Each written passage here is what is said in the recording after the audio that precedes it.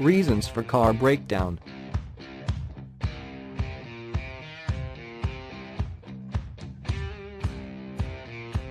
One of the reasons for car breakdown is when you lose your car keys.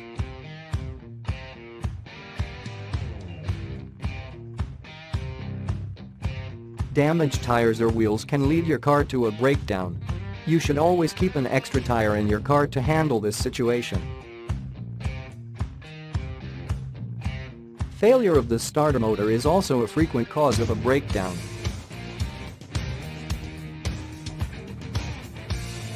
Putting the wrong fuel is a quite funny, yet frequent reason for a car breakdown these days.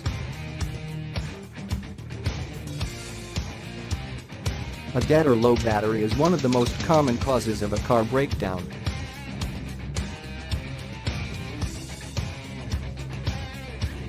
Usually, brakes start making a screeching sound which indicates brake failure, which is a frequent cause for car breakdowns.